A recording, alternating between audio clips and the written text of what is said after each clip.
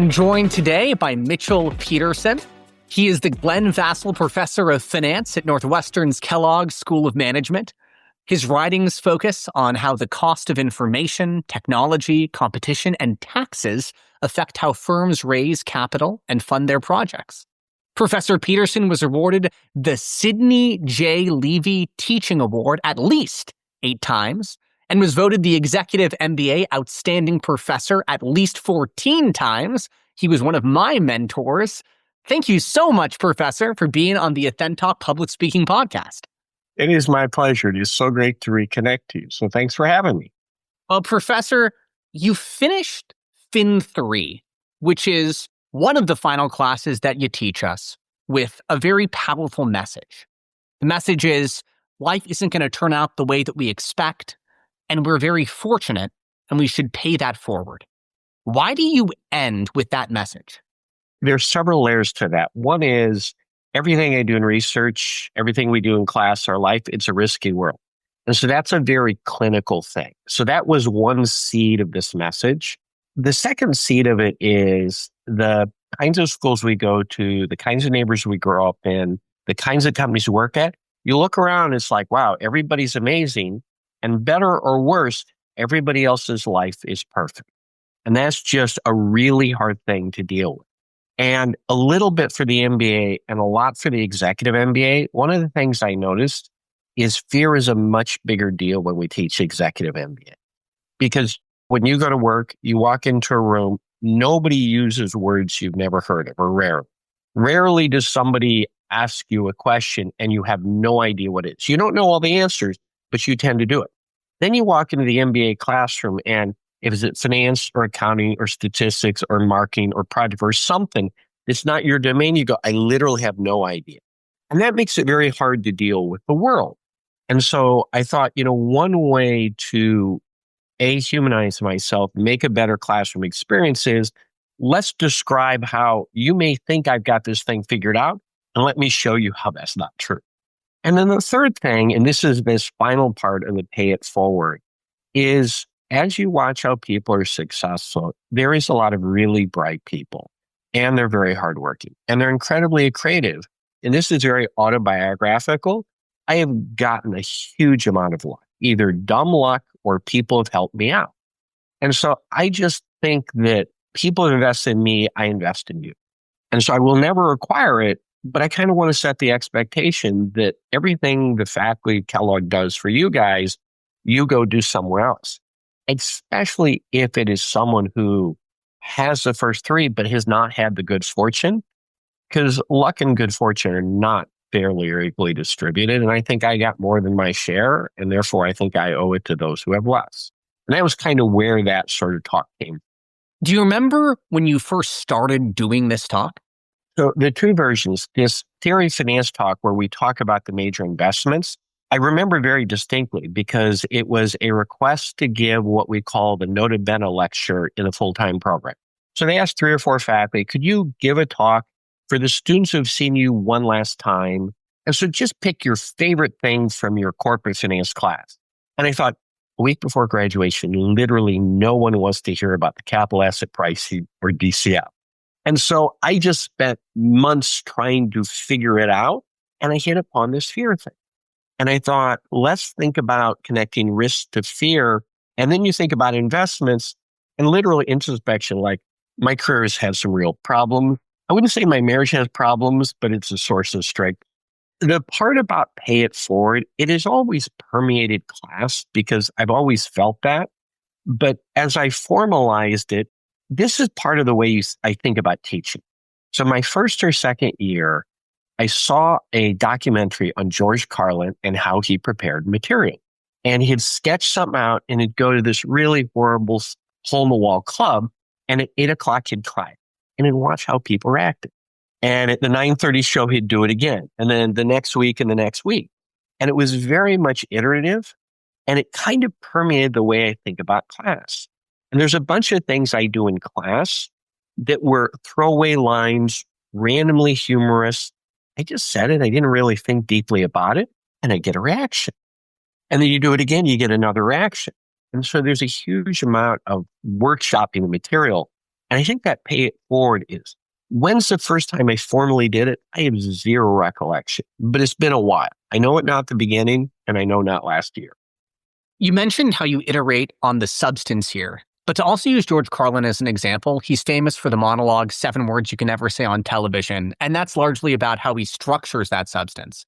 How has the structure of the theory of finance talk changed? Let me actually answer that question more generally in class. So when I say workshopping, part of it is content, but I would argue 20, 30% tops is content. It's all the other stuff. It's the delivery, silence. My first couple of years teaching, I was scared out of my mind. It's kind of like a first date. When you're scared, you talk all the time because silence is absolutely terrifying. And then once you and I have a relationship, silence is okay. It's comfortable, or it's comfortable for me. And so partly I would just stop because if I keep talking, I have trouble breathing. Partially, I think stuff's obvious because I've seen it 7,000 times. You don't. And you literally just need time for your brain to catch up. And if I just talk the whole time, the class disaster. If I stop and let you guys think, the other thing I found is if I stop, people raise their hand, although not always. So, another thing I figured out is I stop, I pause, say, somebody please ask me a question. And if you say, do you have a question? Nobody will do it. But if you pause and then it becomes a little bit uncomfortable, people go, yeah, I actually have no idea. And the second that happens, you see 12 other people. Yeah. The tone, again, I probably was much more monotone the first time, sort of the volume, the location. Professors are supposed to stand up front behind the podium and boringly lecture. So I just wander around the classroom. A little bit of that's engagement. So if I'm talking to you, I want to be up there and talk to you. And then somebody else talks over here. It also means that if I'm moving around, you're not all looking at me. You start to look at each other. And it becomes much more of a discussion because it mimics a dining room table at Thanksgiving or at other holidays, opposed to a lecture. And again, you just figure it out. Walking around, I never thought about. Volume, I never thought about. Silence, never thought. Assigning roles. So there's some of these examples I'll do in class where there's the person that owns Coke and the person that owns Pepsi, or the people from Cleveland and the people from Berkeley. And I just started to name the people because then it was like kind of their role. And they didn't necessarily have to answer all the questions. But then when I discovered 2-3 years later, someone said, oh yeah, I remember Iain was the guy with Pepsi. They may not remember the details exactly, but they remember people. And that's how we code stuff. We code it in people. So the more I could code it with a person, it was easier to follow in class. It was more real. It was more human. And the long-term memory was much better as well. What I'm hearing is there's an interesting combination between how your stylistic choices then inform the structure of the talk, especially these spaces for audience engagement and interaction. Yeah, exactly. And it's very much, they say the medium is the message. You can't remember that. The delivery and how you say it is as important as the concept. And, the application, there's the theory, and I can give you names of companies. Those embody it. And part of it is a memory and part of it's a processing thing. We often operate on multiple tracks. You're seeing the slides of what I have behind me. You're hearing the verbal of what I'm saying. You're hearing the background chatter of the class, as do I. Because that background chatter, you kind of feel like in a stand-up comedy, you kind of feel like this is going well. This is cratering. Oh, wait, they're really, really upset.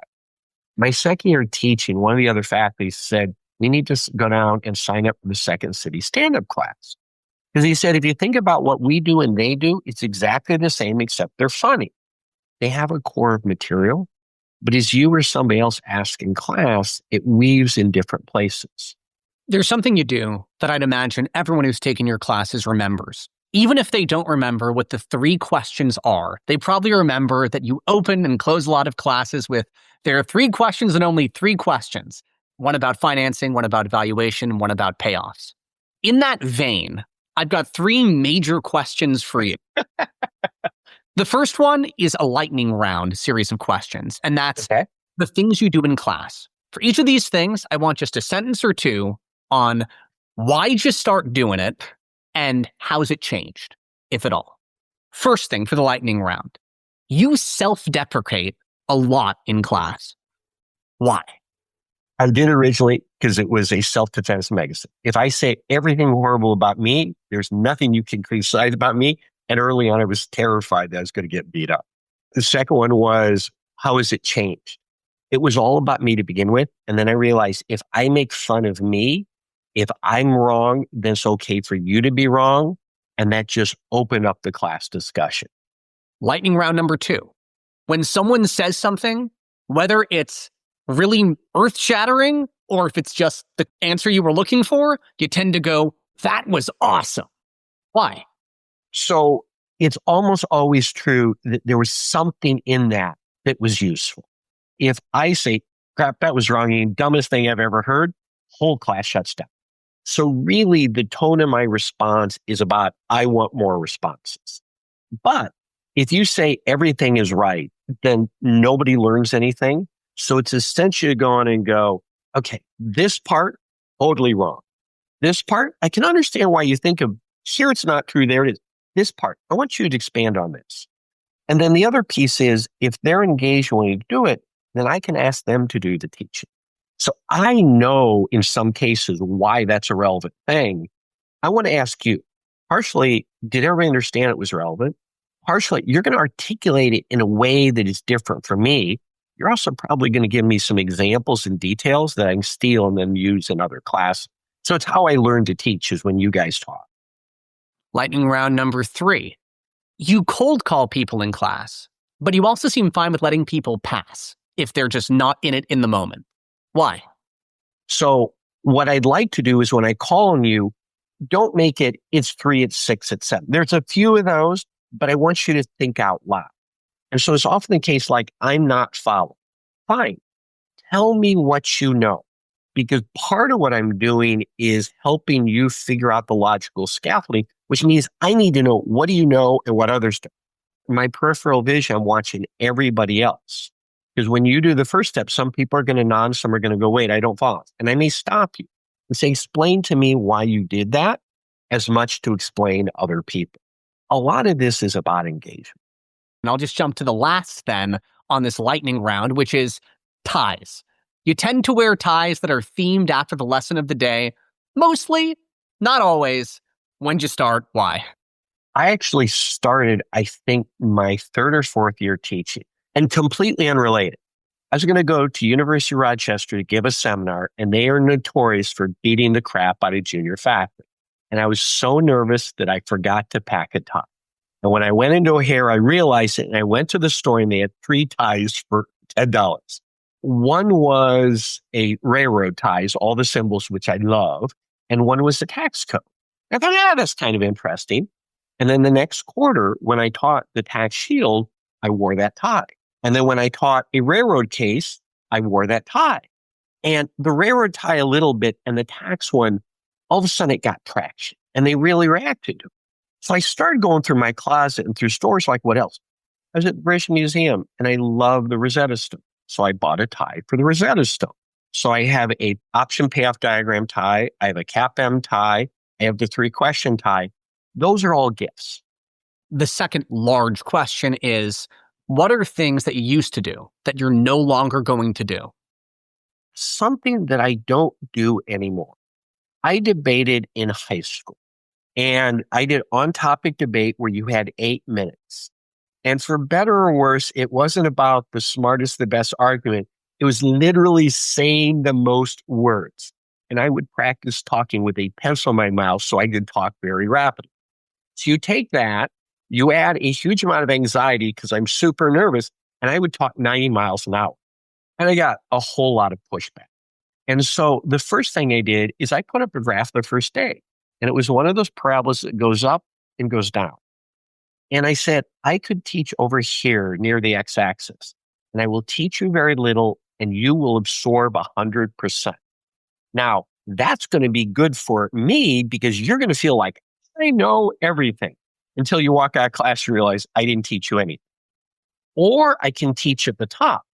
The good news is I'll cover a lot of material. The good news is you'll learn a lot. The bad news, you'll hate it because you're going to look at what you didn't learn, not what you did learn.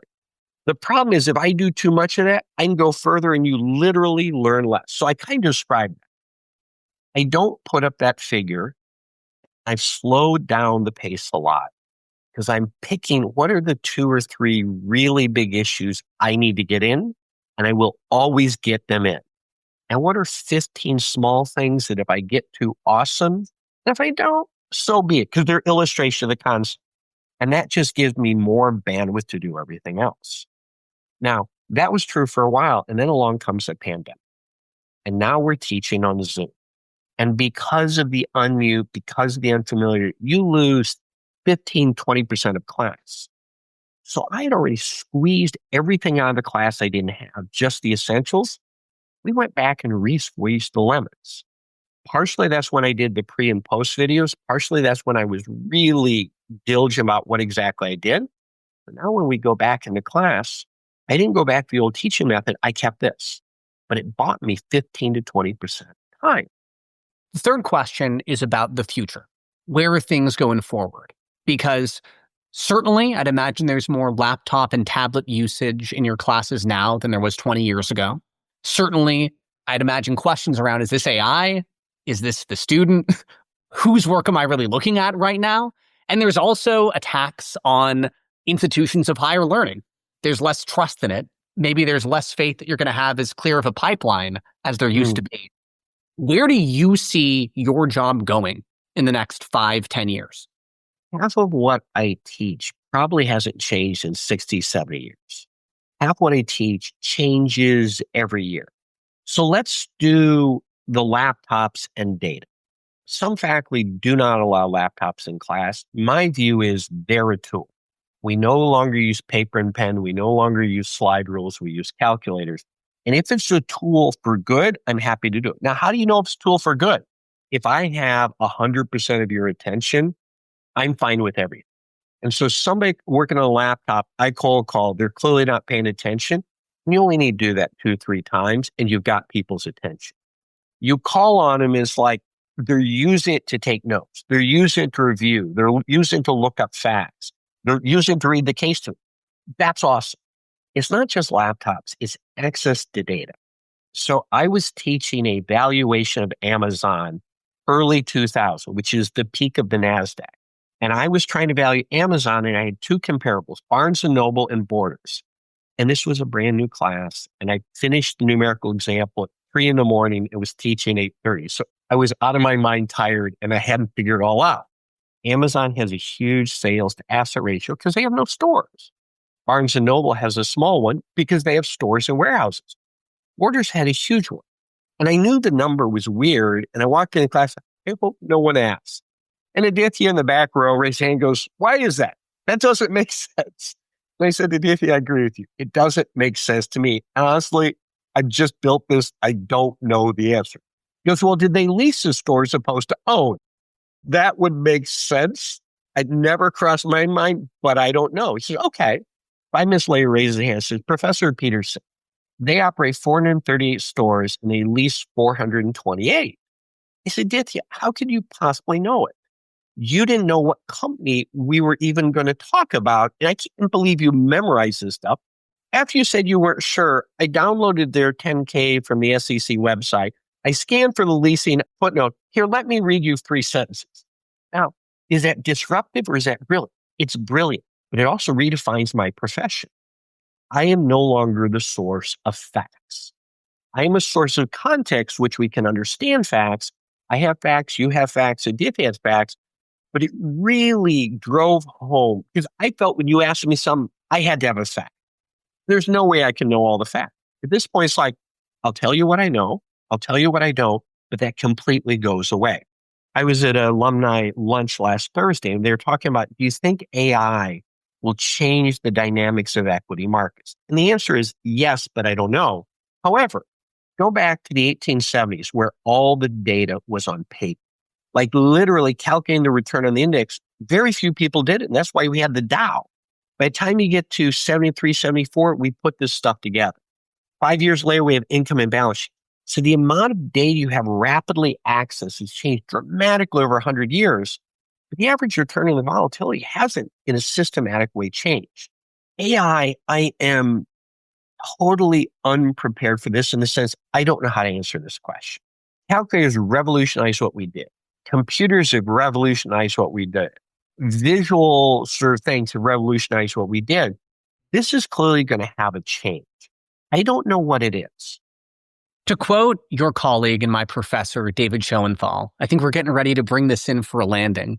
So you've talked a lot about your theories of helping refine your pedagogy and your andragogy to serve various students. What is your theory about how lecturers, presenters, people who speak to adults should take care of themselves, protect your space, protect your peace, and always feel like you're growing?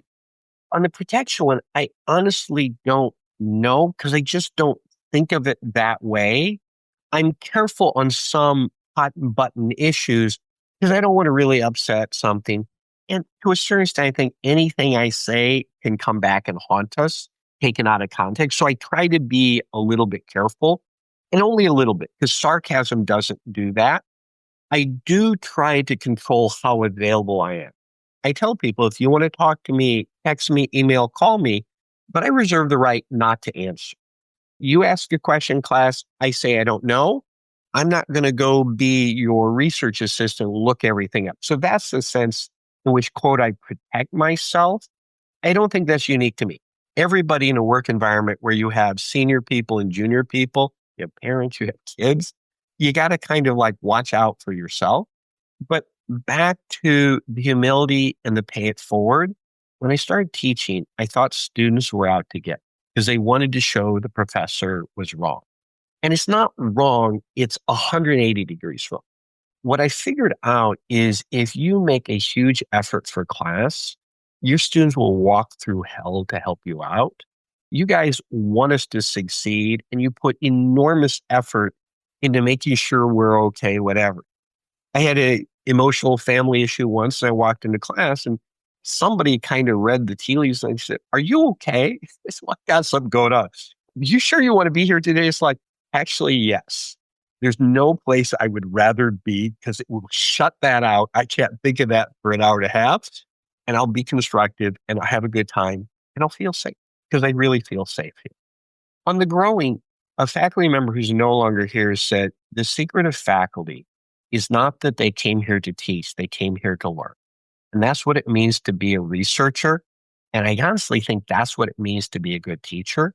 When people are no longer effective in the classroom, they're no longer curious. And I will sometimes make the comment is, if during this quarter I learned nothing, that's been a failed quarter. One way I judge the success of the quarter is, do I learn something? And that's not just a fact. Sometimes it's a way to view. And I'm really lucky. If you think about the populations I teach, you guys know a huge amount. You're super curious. You're very generous. So I always learn a ton. And that's how I keep growing. Professor, thank you so much for your time and for your wisdom. If people want to support any of your projects, where should they go? Where can they find you? I'm pretty easy to find. Until the dean lets me go, Mitchell Petersen, Kellogg, I'm highly Googled. Thank you so much again, sir. Really, really appreciate it. My pleasure. That was the remarkable Professor Mitchell Petersen. The lessons that he just gave me, that he shared with all of us, aren't just for professors. They're for anybody who wants to connect with their audiences and improve not only themselves as a speaker and a thinker, but also improve the lives of everybody who's listening to them. If you're curious about working with me, Athentalk is launching a new 30-day intensive to help people who might be smart but shy or uncomfortable with public speaking figure out how they can master their voice, understand impromptu speaking frameworks, make their own TED Talks, get better at business presentations in this compressed timeline. Very proud of this. I've developed it in coordination with several dozen executives, engineers, and experts, and I'm excited to see if you sign up. That's all for now.